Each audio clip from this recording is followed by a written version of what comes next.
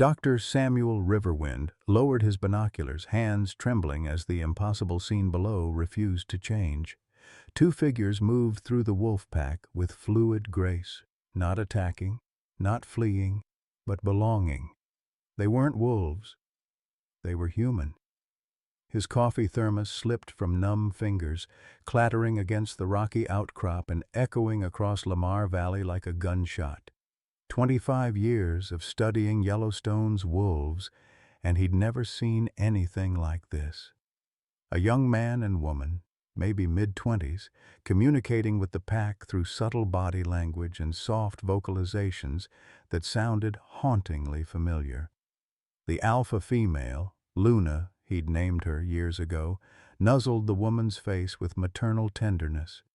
The same tenderness Sam remembered from his own daughter's childhood, before the accident took her away. His radio crackled to life. "Sam, you copy. Governor Whitehawk's people are asking about wolf activity near Snake River again." Whitehawk. The name that had haunted missing persons reports since 1998. The case of twin infants who vanished without a trace, their wealthy grandfather claiming they'd died at birth while their mother insisted otherwise. What if she'd been right all along? Leave a like and share your thoughts in the comments along with the city you're watching from now. Let's continue with the story. Robert Bobby Whitehawk stood behind the mahogany podium in his Jackson Hole mansion, rehearsing tomorrow's campaign speech for the third time that morning. At 68, the silver-haired real estate mogul had transformed himself from a poverty-stricken reservation kid into Wyoming's most powerful political figure. His $2.8 billion empire stretched across 3 states, built on luxury resorts and conservation-friendly developments that made environmentalists and businessmen alike sing his praises. "My fellow Wyomingites," he practiced, his voice carrying the gravitas that had made him the front-runner for governor. "Family values aren't just words to me. They're the bedrock of everything I've built." The irony wasn't lost on him. Tomorrow marked 25 years since he'd made the hardest decision of his life, one that secured his political future but haunted his dreams with the sound of crying babies and rushing water. His campaign manager knocked and entered without waiting. "Bobby, we've got a problem. Someone's been asking questions about 1998, old hospital records, missing persons reports. The opposition research team thinks it's nothing, but—" Bobby's jaw tightened. He'd spent millions ensuring those records stayed buried, along with the memories of that August night when his 18-year-old daughter Margaret had given birth to twins, bastard children whose very existence threatened everything he'd worked toward. The Senate race he'd won that year, the presidential aspirations still burning in his chest, all of it would have crumbled if the truth had emerged.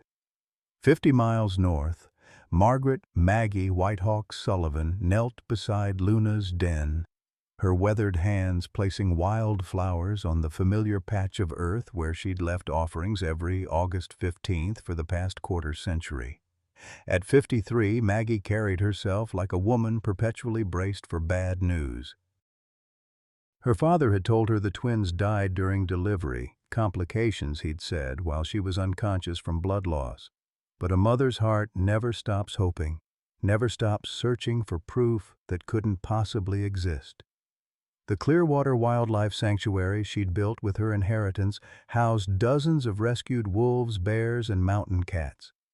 Each animal she saved felt like penance for the children she couldn't protect. Her staff thought her annual pilgrimages to this remote corner of Yellowstone were grief rituals. They didn't know she'd been hearing things lately.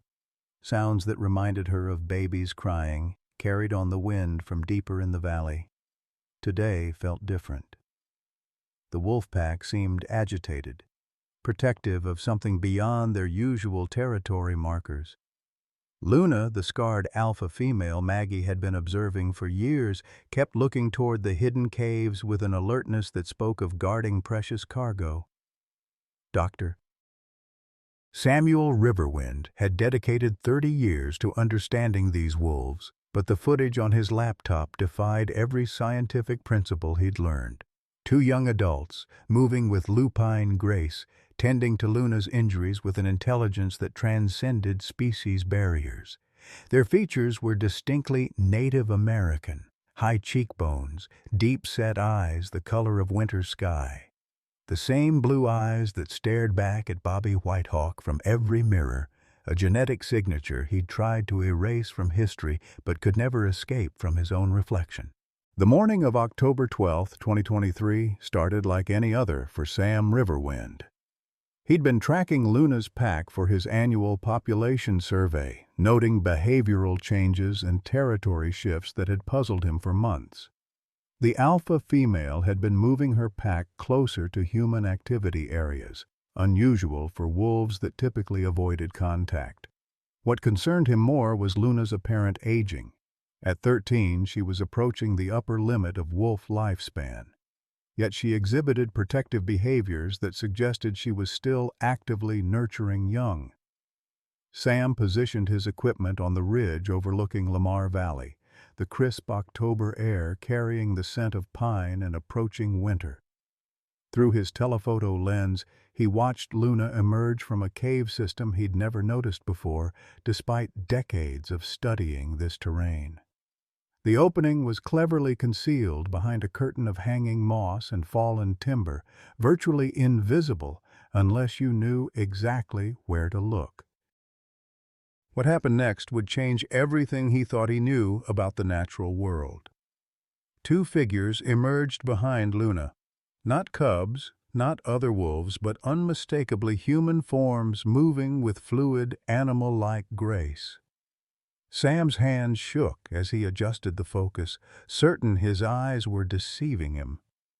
The young man stood nearly 6 feet tall, his long dark hair braided with what appeared to be grass and small bones. Beside him, a woman of similar age wore clothes that seemed to be crafted from animal hides, her movements synchronized with Luna's as if they shared some invisible communication. Sam watched in stunned silence as the trio moved through the meadow. The humans, for that's what they had to be, demonstrated hunting techniques he'd never seen documented. They worked in perfect coordination with Luna, using hand signals and subtle body positioning that suggested years of practiced partnership. When an elk appeared at the valley's edge, the young man positioned himself downwind while the woman and Luna approached from opposite angles, herding the animal toward what Sam realized was a sophisticated trap constructed from branches and stones. The hunting successful, Sam observed something that made his scientific mind reel. The three shared the kill with ritualistic precision, Luna feeding first as the alpha, followed by the humans in what appeared to be an established hierarchy. But more disturbing was how natural it appeared, how completely the humans had integrated into pack behavior while maintaining distinctly human problem-solving abilities. As the day progressed, Sam documented behaviors that challenged everything he'd learned about human development and animal psychology. The young woman gathered medicinal plants with expertise that suggested deep botanical knowledge, while the man crafted tools using techniques that appeared both primitive and highly sophisticated.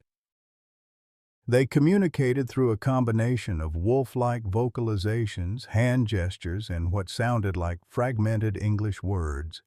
Most remarkably, they demonstrated emotional bonds with Luna that transcended species barriers. When the old wolf showed signs of fatigue, both humans immediately attended to her, the woman massaging Luna's joints while the man brought water in an ingeniously crafted bark container. Their care was tender, familial, the behavior of children caring for an aging parent. By late afternoon, Sam had filled 3 memory cards with footage that would either revolutionize scientific understanding or destroy his professional credibility. The implications were staggering. These weren't feral children in the traditional sense. They showed too much intelligence, too much sophisticated behavior. They'd been raised by wolves, certainly, but they'd also developed far beyond what any documented case of wild children had achieved. As sunset approached, Sam watched the trio return to their concealed cave. The young man paused at the entrance, scanning the surrounding terrain with alert eyes that seemed to look directly at Sam's hiding position. For a moment, human gazed at human across an impossible divide of experience and understanding. Then the moment passed, and all three disappeared into the mountain. Sam remained on the ridge until full darkness, his mind racing with questions that had no easy answers. How long had they been living this way? How had they survived infancy without human care? Most troubling of all, the timing coincided perfectly with the White Hawk twins case that had haunted missing persons files for 25 years. He thought of Margaret White Hawk Sullivan, the broken woman who visited this area every year, leaving flowers and whispering apologies to the wind. He thought of her father, the political powerhouse whose campaign was built on family values, while his own daughter lived as a recluse, consumed by guilt over children the world believed were dead. As Sam packed his equipment in the darkness, one question burned through his scientific objectivity. If these were indeed the White Hawk twins, what obligation did he have to report their existence? Would revealing their secret save them or destroy the only family they'd ever known? The sound of distant howling echoed across the valley, Luna calling her pack home. But beneath the familiar wolf song, Sam could swear he heard something else. Human voices, joining the ancient chorus, bridging two worlds that were never meant to meet. 6 days after his initial discovery, Sam Riverwind found himself breaking every protocol he'd established in 3 decades of wildlife research. The ethical weight of his secret pressed against his chest like a physical force as he approached Luna's territory with veterinary supplies hidden in his pack. He'd barely slept since capturing the footage, torn between professional duty and an inexplicable protective instinct toward the impossible family he'd discovered. The morning air carried the metallic scent of blood as Sam crested the ridge overlooking their valley. Below, he could see Luna limping badly, her left rear leg dragging as she attempted to keep pace with her pack.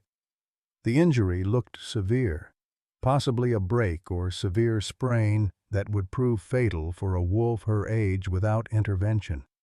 What made Sam's heart race wasn't just Luna's condition, but the frantic behavior of her human companions. The young man, Sam had begun thinking of him as David, paced anxiously around Luna, his distress obvious in every movement. The woman, Sarah in Sam's mind, knelt beside the injured wolf, her hands hovering helplessly over the wound. For the first time since his discovery, Sam witnessed their purely human emotions laid bare: fear, helplessness, and desperate love for their dying mother. Sam made a decision that would change all their lives forever. Abandoning stealth, he stood and called out in the gentlest voice he could manage, "I want to help her." Both humans immediately positioned themselves protectively in front of Luna, David baring his teeth in a snarl that was disturbingly convincing. Sarah remained crouched but alert, her blue eyes, startlingly familiar eyes, tracking Sam's every movement with intelligent wariness.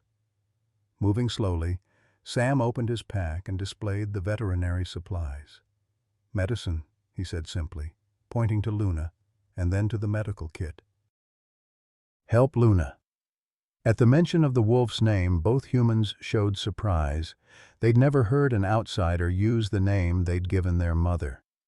The breakthrough came when Luna herself, weak but still protective, caught Sam's scent and recognized something non-threatening in his approach. Perhaps decades of studying her pack had left his own scent familiar enough to register as safe. When Luna didn't react defensively, David's aggressive posture relaxed slightly, though his muscles remained coiled for action. Sam spent the next 2 hours performing field veterinary care while the most remarkable family in the world watched his every move. Luna's injury was severe, a fracture that had become infected, but treatable with antibiotics and proper splinting. As he worked, Sam found himself narrating his actions, partly to calm the humans, and partly because the scientist in him couldn't resist documenting this unprecedented moment of cross-species trust. "This medicine will fight the infection," he explained while injecting antibiotics, knowing they might not understand his words but hoping his tone conveyed his intentions. "The splint will keep her leg still while it heals." Sarah leaned closer, studying his technique with obvious intelligence.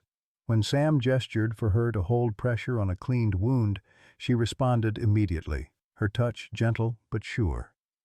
During Luna's treatment, Sam discreetly collected hair samples that had fallen naturally during grooming. Evidence, he told himself, was necessary for medical documentation, but knew would serve a much larger purpose. The DNA testing would either confirm his suspicions or prove him dramatically wrong about the identity of these extraordinary individuals. As Luna rested under sedation, David surprised Sam by approaching and pointing to himself, then to Luna, then making cradling motions with his arms. The message was clear. "Luna raised me from a baby."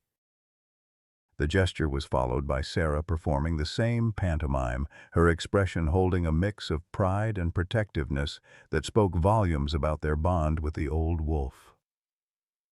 Sam nodded understanding and attempted his own primitive sign language, pointing to Luna and making protective gestures.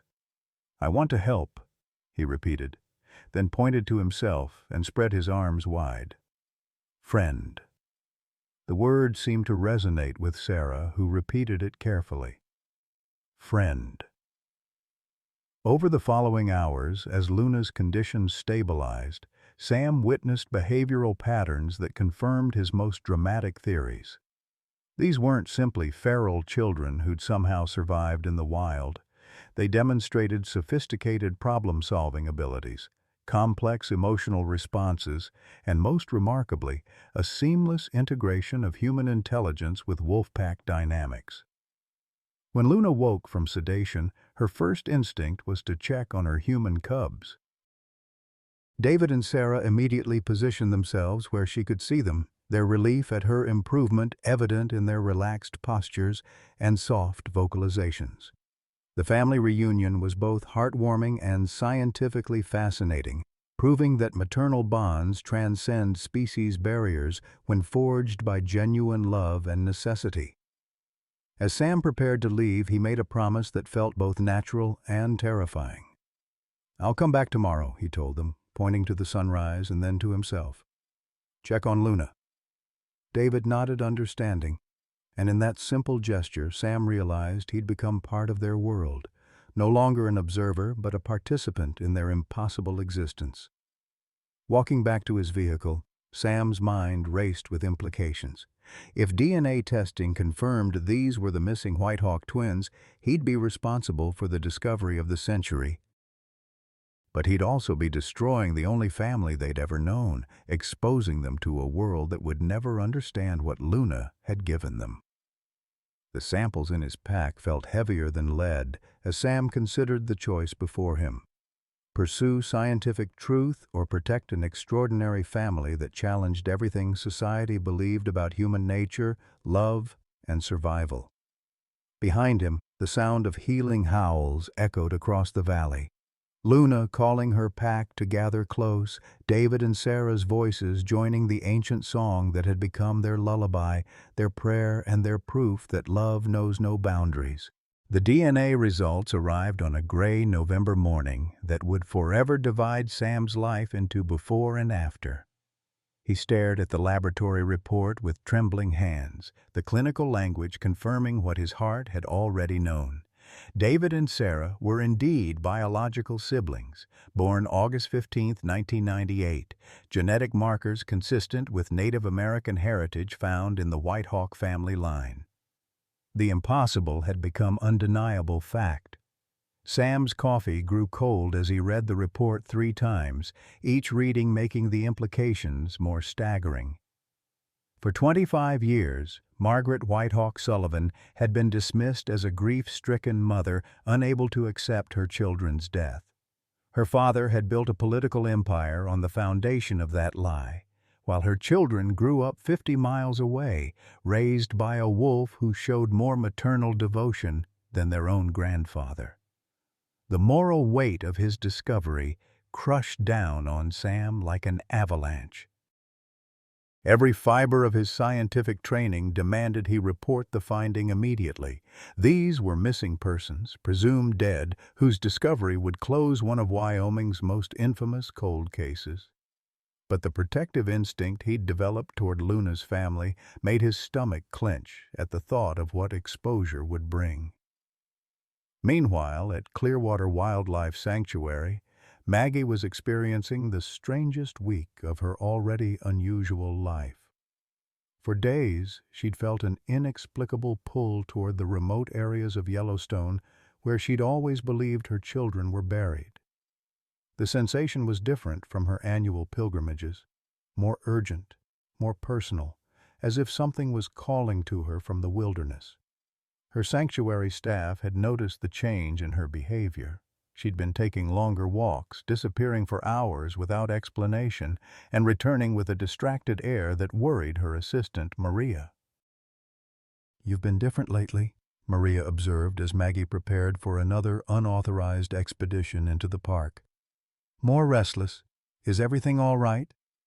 Maggie couldn't explain the maternal instinct that had awakened after decades of dormancy. She'd begun having vivid dreams of children calling for help, dreams so real she'd wake up convinced she could hear voices on the wind. Her therapist would have attributed it to approaching the 25th anniversary of her loss, but Maggie knew this was something deeper, something that transcended rational explanation. On November 8th, Maggie's intuition led her closer to Luna's territory than she'd ever ventured. Hidden behind a stand of aspen trees, she watched in amazement as the wolf pack moved through their daily routines. But what made her breath catch in her throat wasn't the wolves. It was the human figures moving among them with impossible grace and familiarity. At first, she convinced herself she was hallucinating. 25 years of grief and guilt could certainly manifest in visual delusions. But as she watched through her binoculars, the evidence became undeniable. Two young adults, a man and woman who appeared to be in their mid-20s, were living as full members of the wolf pack. Their movements were fluid and confident, their interaction with the animals suggesting years of integration rather than recent contact. What struck Maggie most powerfully was their faces. Even at a distance, even weathered by years of outdoor living, their features were hauntingly familiar. The man had the same high cheekbones that marked 3 generations of White Hawk men. The woman carried herself with a grace that reminded Maggie of her own mother's old photographs. Maggie's hands shook as she lowered the binoculars. Every maternal instinct she possessed was screaming that she was looking at her children, the babies she'd been told died but whose loss had never felt complete. The rational part of her mind insisted this was impossible, that grief was finally driving her to complete delusion. But her heart recognized what her eyes were seeing. That same evening, 70 miles away in Jackson Hole, Bobby Whitehawk was dealing with his own crisis of recognition. His campaign manager had presented him with troubling intelligence reports about renewed interest in his family's past. Someone had been making inquiries about hospital records from 1998, specifically about births and deaths on August 15th. The questions were persistent and detailed, suggesting more than casual curiosity. Bobby's private investigator had traced the inquiries to Dr. Samuel Riverwind, a wildlife researcher with impeccable credentials and no obvious connection to political opposition research. This made the situation more concerning, not less. Scientists asking questions about missing children suggested evidence had been discovered, not manufactured. "What exactly has this Riverwind character been studying?" Bobby demanded during an emergency strategy meeting in his campaign headquarters. The mahogany-paneled room that usually radiated power and confidence now felt like a bunker under siege. Wolves, primarily, his investigator reported. He's been documenting pack behavior in Yellowstone for 3 decades, but recently he's been requesting DNA analysis services from the university, multiple samples, priority processing, unusually secretive about the purpose. Bobby felt the familiar ice in his veins that had sustained him through 50 years of ruthless business dealings. Someone had found something in those mountains, something that threatened to unravel the carefully constructed lie that had enabled his entire political career. The thought of exposure after a quarter-century of success made him physically ill, but it also triggered the predatory instincts that had built his empire. "I want to know everything about this researcher," Bobby commanded. "His background, his funding sources, his personal vulnerabilities. If he's found something he shouldn't have, we need to understand exactly what we're dealing with before it becomes public." Meanwhile, Sam was wrestling with an impossible decision that grew more complex each day. His return visits to check on Luna's recovery had evolved into something approaching friendship with David and Sarah. The two had begun to trust him, allowing him closer access to their daily lives, while Luna's health slowly improved under his veterinary care. What Sam discovered during these visits challenged every assumption about human development and social adaptation. David and Sarah weren't the damaged, barely functional creatures that most feral child cases produced. They demonstrated sophisticated reasoning abilities, complex emotional intelligence, and problem-solving skills that often surpass those of conventionally raised humans. They developed their own hybrid culture that blended human innovation with wolf-pack dynamics. Their shelter was architecturally impressive, utilizing natural rock formations enhanced with precisely engineered modifications for weather protection and ventilation. Their tool use showed remarkable ingenuity, creating implements from bone, stone, and metal salvaged from the rare human debris that found its way into their territory. Most remarkably, they developed a communication system that included recognizable English words, sophisticated sign language, and wolf vocalizations that served different grammatical functions. When Sarah wanted to express affection, she would nuzzle and vocalize like a wolf. When problem-solving required precision, she switched to hand gestures and English fragments. David served as the family's protector, his vocabulary dominated by territorial and threat assessment terminology, but he also demonstrated tender caregiving behaviors toward Luna that revealed deep emotional sophistication. Sam found himself growing genuinely fond of both young people. David's fierce loyalty and protective instincts reminded him of his own son at that age. Sarah's gentle intelligence and curiosity about the broader world sparked his teaching instincts. They were, he realized, exactly what children raised with unlimited love and attention might become if freed from society's limiting expectations and fears. The ethical dilemma that tortured Sam's nights was becoming increasingly personal. These weren't abstract subjects for scientific study. They were individuals with their own rights, desires, and established family bonds. Exposing their existence would subject them to media circus, legal battles, and forced separation from the only mother they'd ever known. Luna was 13 years old, approaching the end of her natural lifespan. Being torn from her in her final months could traumatize David and Sarah in ways that might never heal. But keeping their secret meant allowing Margaret Whitehawk Sullivan to continue living with 25 years of false grief.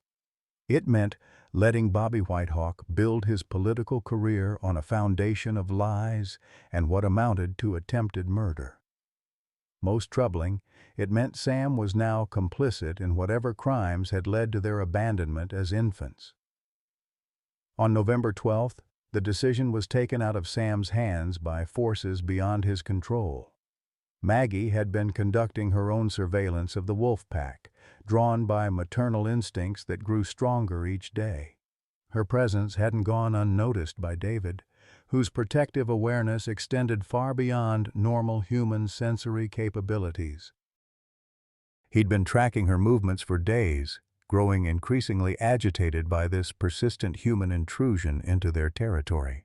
The confrontation came when Maggie ventured too close to their morning hunting grounds, desperate for a clearer view of the faces that haunted her dreams. David emerged from concealment with startling suddenness, positioning himself between the stranger and his family with aggressive body language that needed no translation. For a frozen moment, mother and son stared at each other across 25 years of separation and impossible circumstances. Maggie saw her own eyes reflected in David's face, saw the genetic legacy that no amount of wilderness living could erase. David saw something in the strange woman's expression that triggered buried memories, not conscious recollections, but emotional echoes of warmth and safety that predated his life with Luna. Neither moved, neither spoke.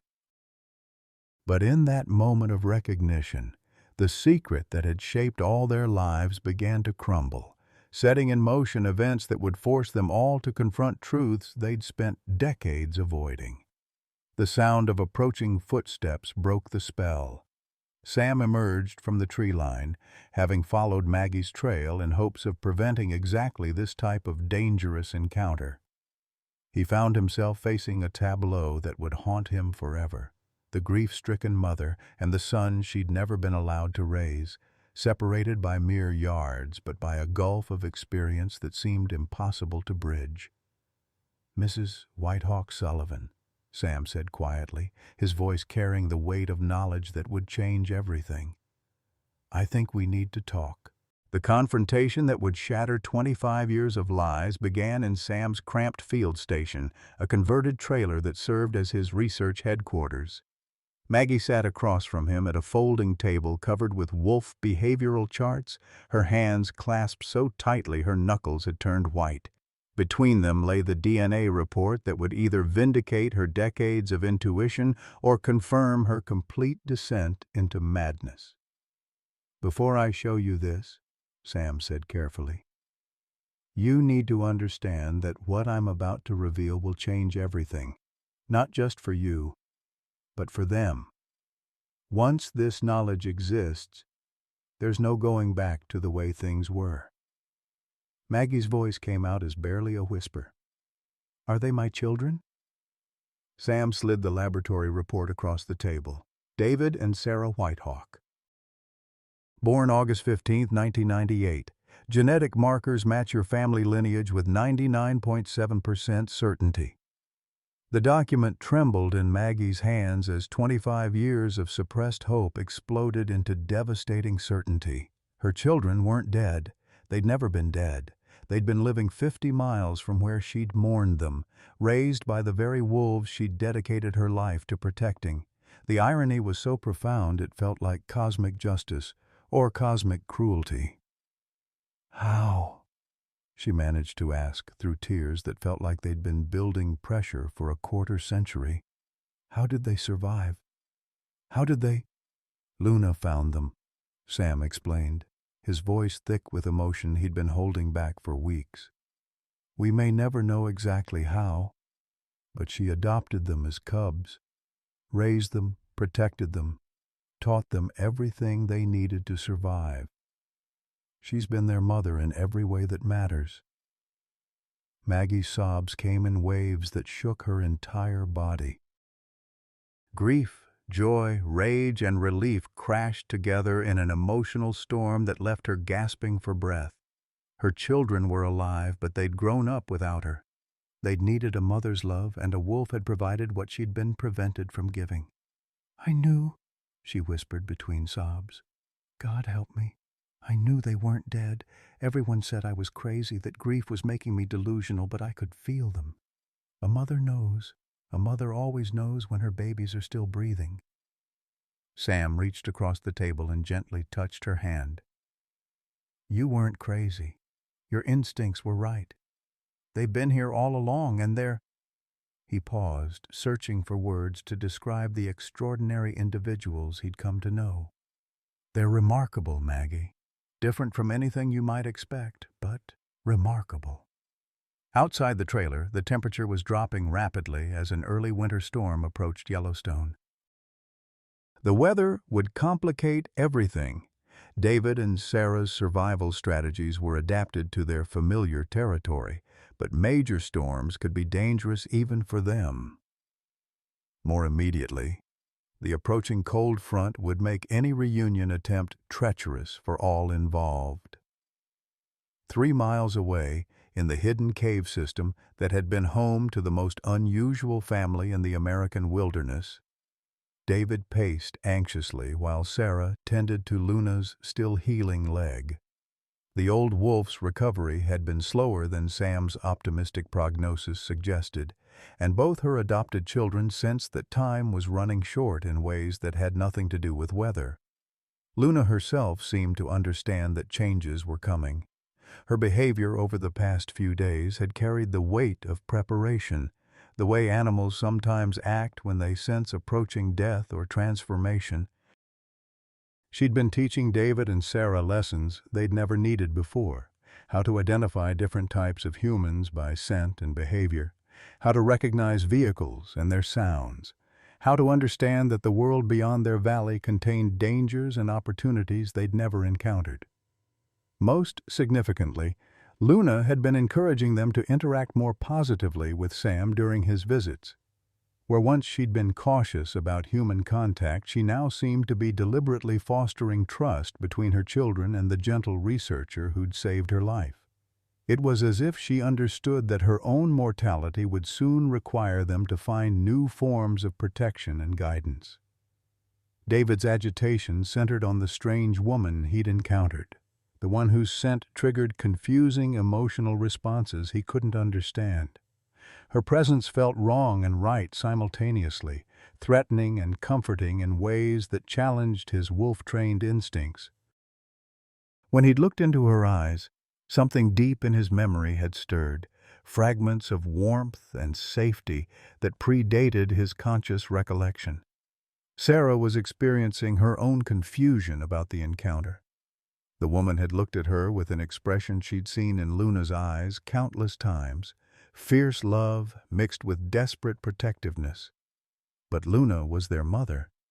How could a human stranger carry the same maternal intensity that defined their family bond?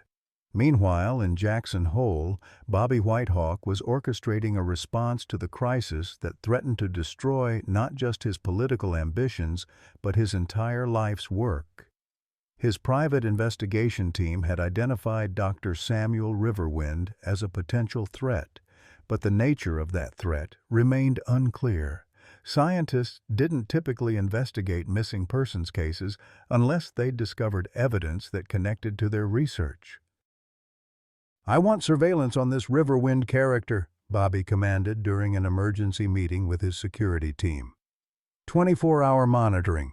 If he's found something in those mountains that relates to my family, I need to know about it before anyone else does. His campaign manager, a sharp-faced woman named Patricia, who'd helped orchestrate Bobby's rise to power, looked uncomfortable with the direction their conversation was taking. "Bobby, maybe we should consider the possibility that there's nothing to find. It's been 25 years. Even if someone discovered remains, there wouldn't be any way to connect them to you." Bobby's laugh was bitter and dangerous. "You don't understand, Patricia. There are no remains to find because there were no deaths. Those children didn't die in that hospital room." The admission hung in the air like poison gas, confirming what Patricia had suspected but never dared to ask directly. "Jesus Christ, Bobby," she whispered. "What did you do?"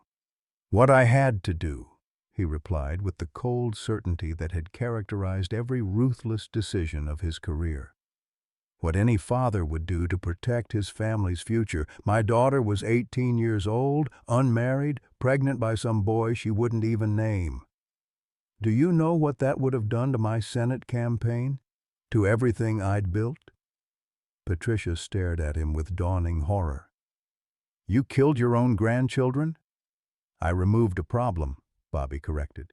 And now apparently that problem is trying to resurface, which means I need to remove it again, permanently this time. The storm that had been threatening Yellowstone finally broke on the evening of November 13th, bringing howling winds and temperatures that dropped 20 degrees in an hour. For David and Sarah, severe weather meant retreating to the deepest, most protected parts of their cave system and relying on techniques Luna had taught them for preserving body heat and conserving resources. But this storm was different because they weren't facing it alone. Sam had arrived at their territory just as the first snow began to fall, carrying veterinary supplies for Luna and emergency provisions in case the weather trapped him overnight. What he hadn't expected was to find Maggie already there, having followed her maternal instincts through increasingly dangerous conditions to be near her children.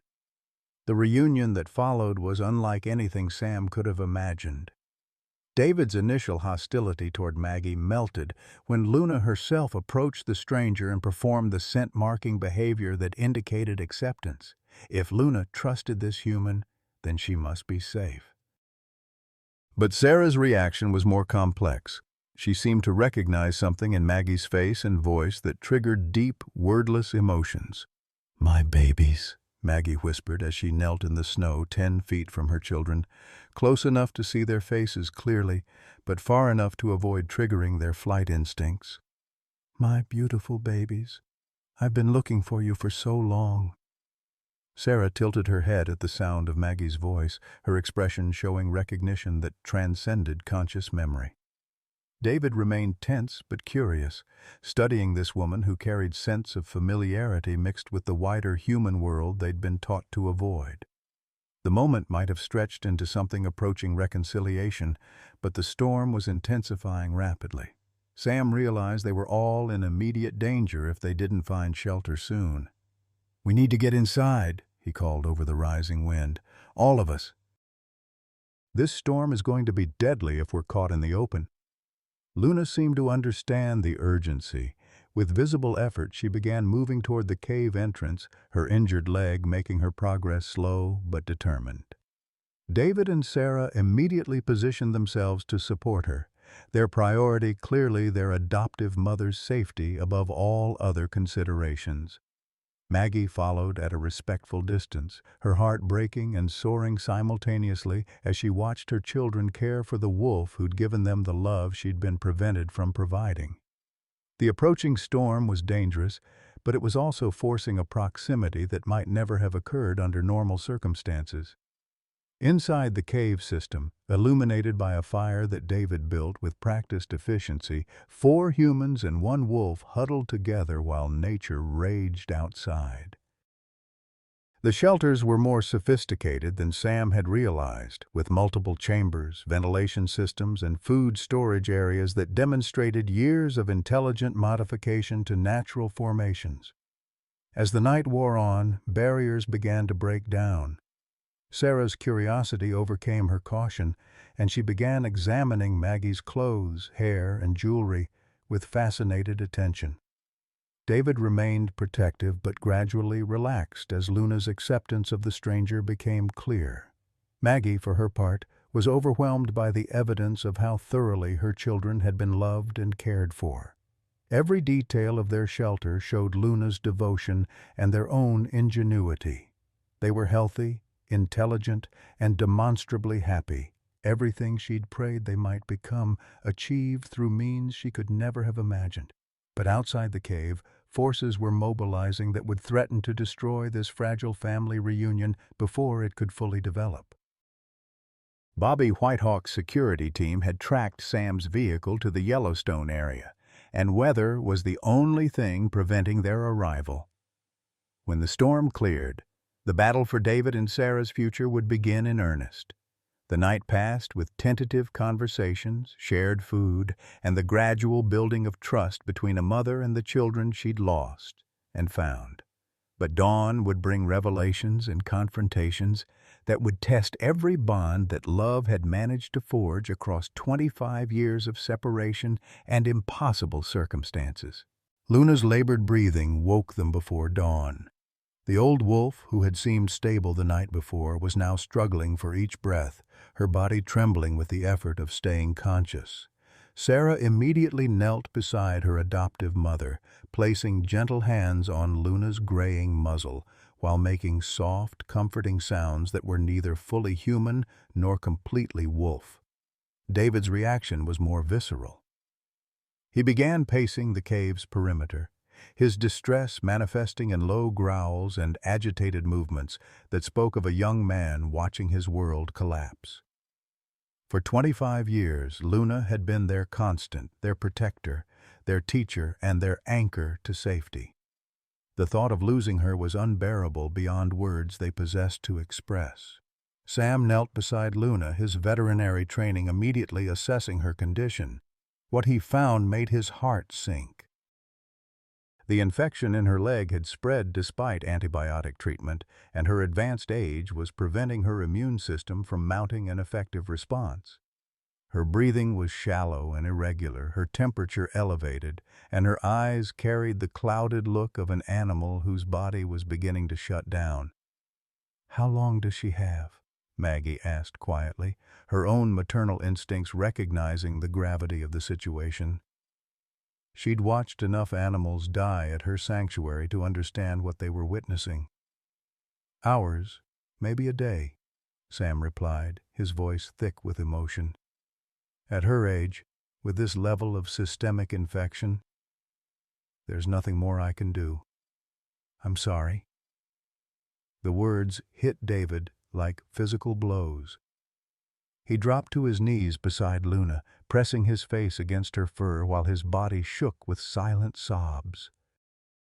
Sarah's response was different but equally heartbreaking. She began singing, her voice carrying a melody that seemed to blend human lullabies with wolf song, creating something beautiful and heartbreaking that transcended both species. Maggie watched her children's grief with a mother's broken heart. These were her babies, experiencing the deepest loss of their lives, and she could only observe from the sidelines of a family structure she'd never been part of. Luna had been their mother in every way that mattered, and now that mother was dying while their biological mother stood helpless, unable to comfort children who barely knew her. But as the mourning progressed, something extraordinary began to happen.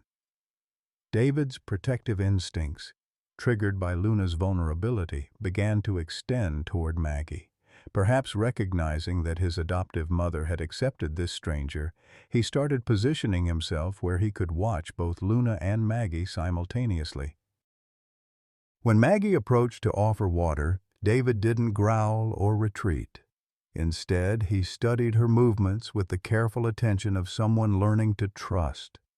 Sarah's response was more direct.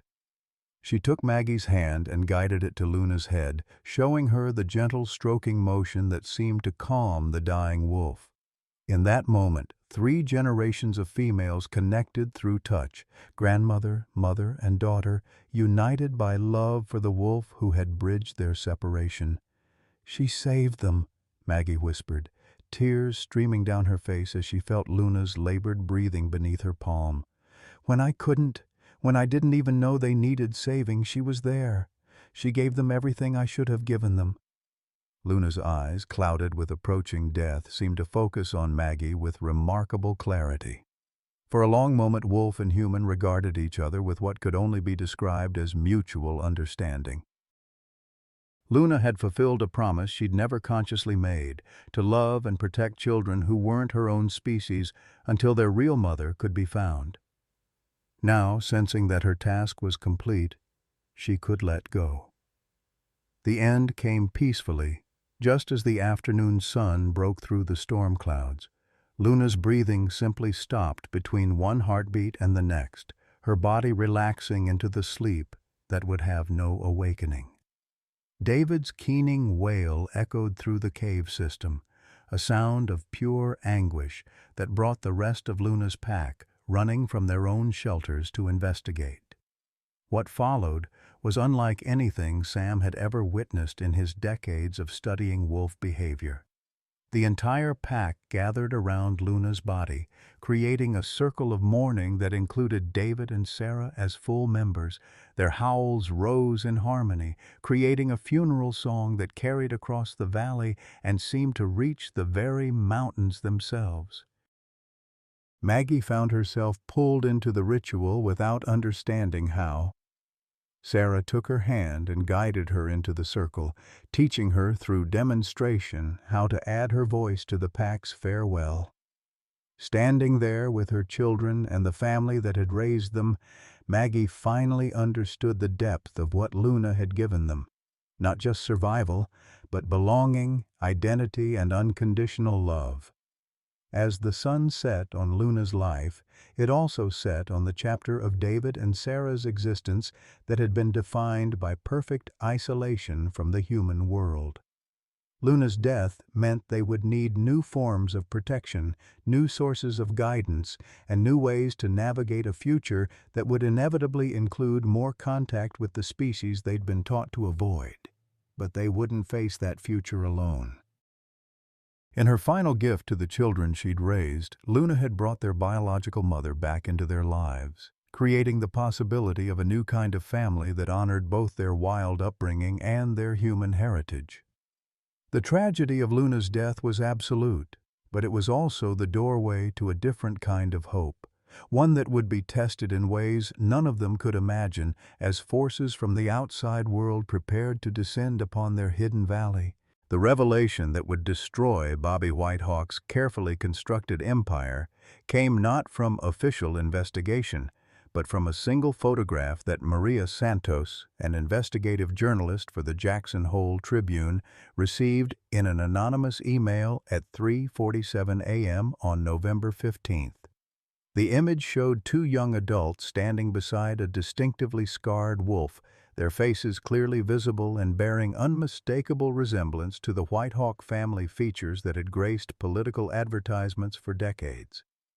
The accompanying message was brief but devastating. The Whitehawk twins didn't die in 1998. They've been living in Yellowstone raised by wolves, DNA confirmation attached.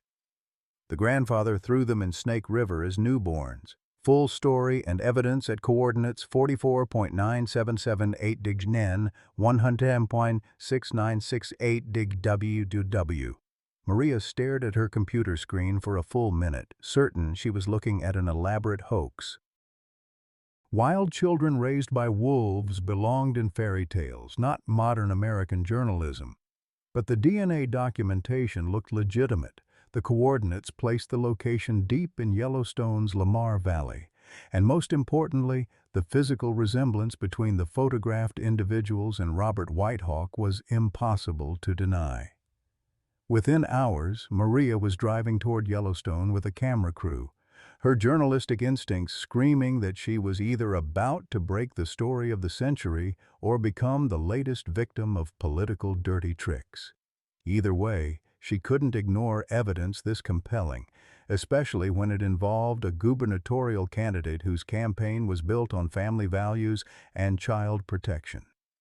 Meanwhile, in his Jackson Hole mansion, Bobby Whitehawk was experiencing his own crisis of revelation.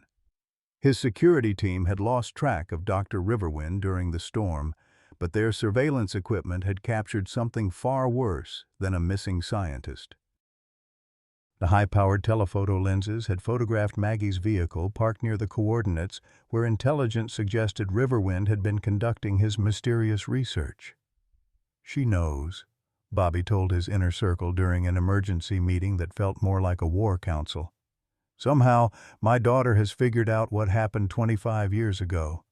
She's found them." His campaign manager, Patricia, stared at him with undisguised horror. "Found what, Bobby? Found who? You told me they were dead."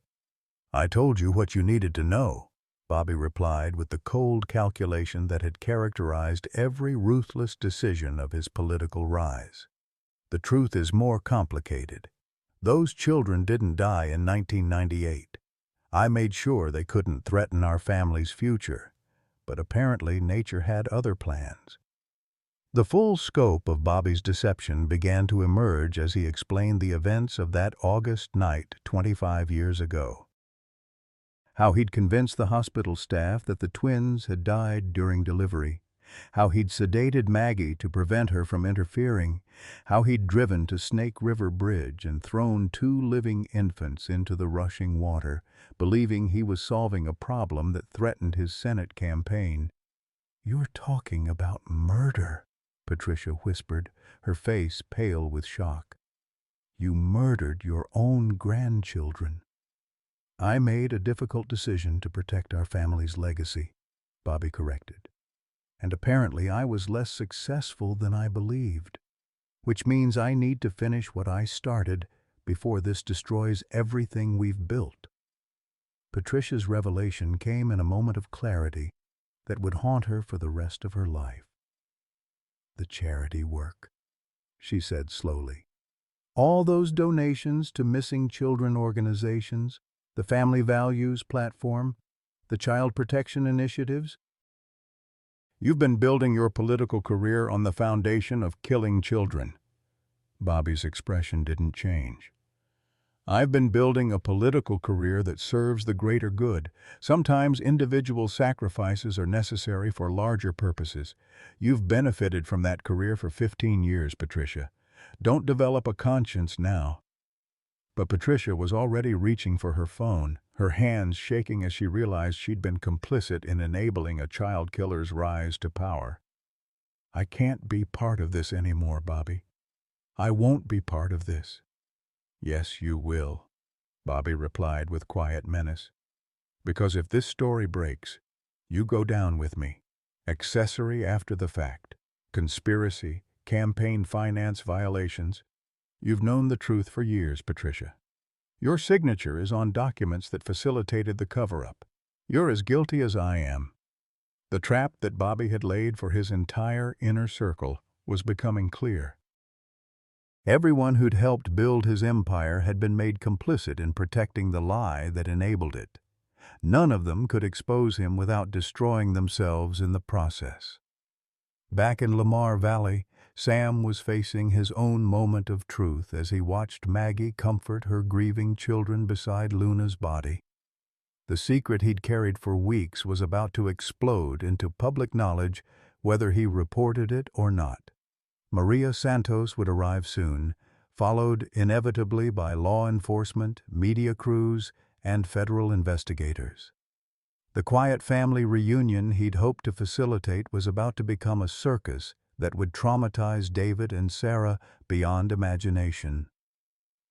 "We need to prepare them," Sam told Maggie as they watched David and Sarah maintain their vigil over Luna's body. "In a few hours, this place is going to be overrun with people who don't understand what they're seeing. Your children have never encountered crowds, never dealt with aggressive questioning, never been separated from their pack. This could destroy them psychologically." Maggie's response revealed the fierce maternal protectiveness that 25 years of enforced separation had only strengthened. "Then we don't let it happen. We take them somewhere safe before the circus arrives." "Where?" Sam asked practically. "They're adults legally, but they have no documentation, no social security numbers, no legal existence in the modern world. Child Protective Services will want to evaluate them. Law enforcement will want to question them as evidence in a criminal case. The media will want to exploit them as sensation. There's nowhere to run that won't make everything worse." The conversation was interrupted by the sound of approaching vehicles. Maria Santos had arrived earlier than expected, her journalistic instincts driving her to reach the story before competitors could respond to the same anonymous tip. Behind her, a second vehicle carried federal investigators who'd been monitoring communications and recognized the potential significance of reports about the missing White Hawk twins. David's reaction to the sound of engines was immediate and primal. He positioned himself protectively between the approaching threat and his family, his body language screaming danger to every member of Luna's pack who remained in the area. Sarah's response was different but equally intense. She began gathering essential supplies with practiced efficiency, preparing for the flight that had always been their ultimate survival strategy. "Wait!" Maggie called to her children, recognizing their intention to flee.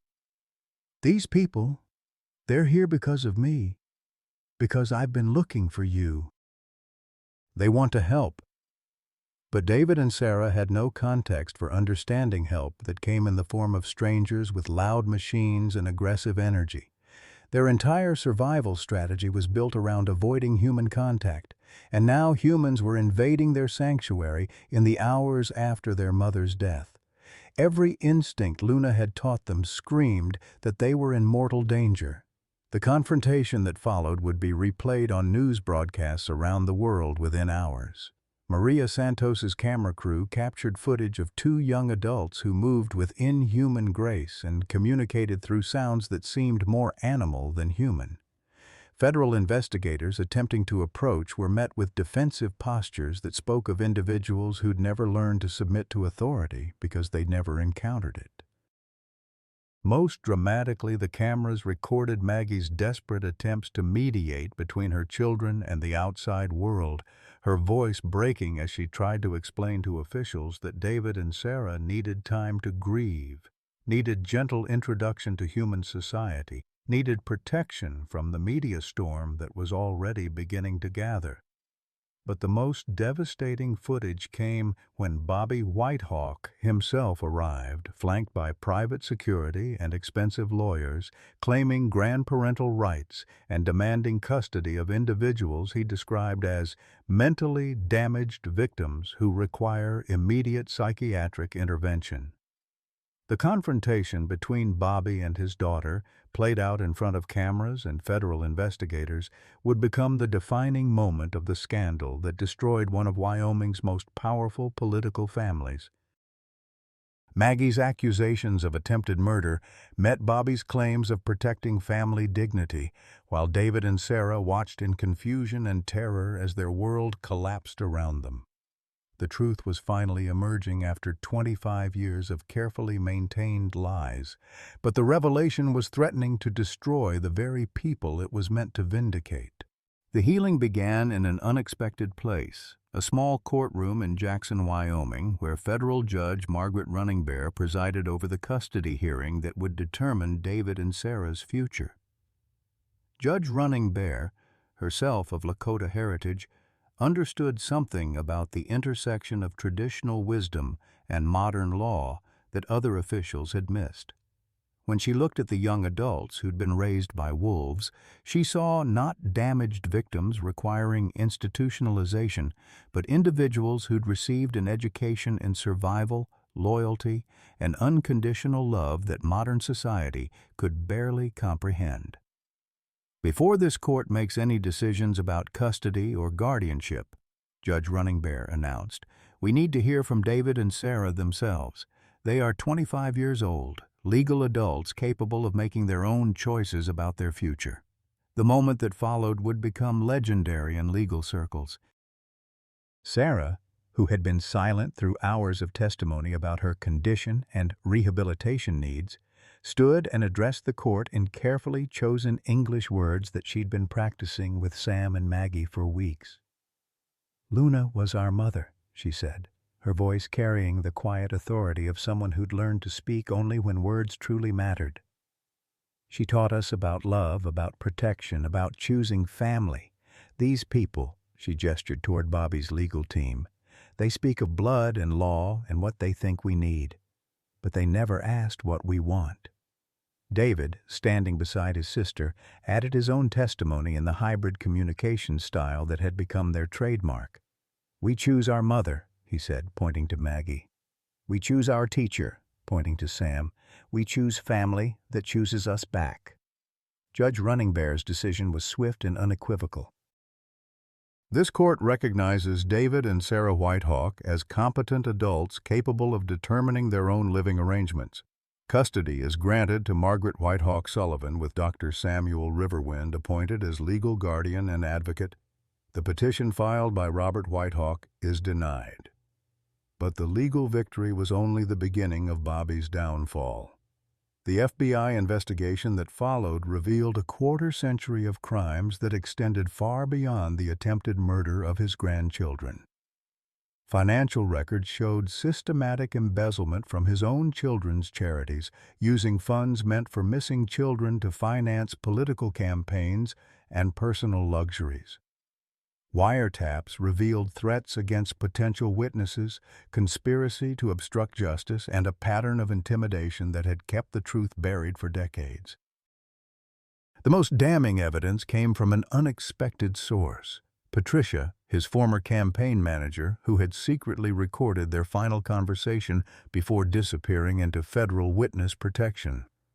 Bobby's voice, caught on digital audio, casually discussing finishing what I started and removing the problem permanently, provided prosecutors with the evidence they needed for attempted murder charges. When the handcuffs clicked around Bobby Whitehawk's wrists on the courthouse steps, with news cameras recording every moment, the man who'd built an empire on family values looked smaller than anyone had ever seen him. His final words to reporters were characteristic of the narcissism that had driven his crimes. "This is a political persecution designed to destroy a man who's served Wyoming faithfully for 30 years. But Wyoming wasn't listening anymore. The state that had elected him on promises of protecting children had learned he'd tried to murder his own grandchildren to advance his political career. The irony was lost on no one. The man who donated millions to find missing children had created missing children and spent decades covering up his crimes.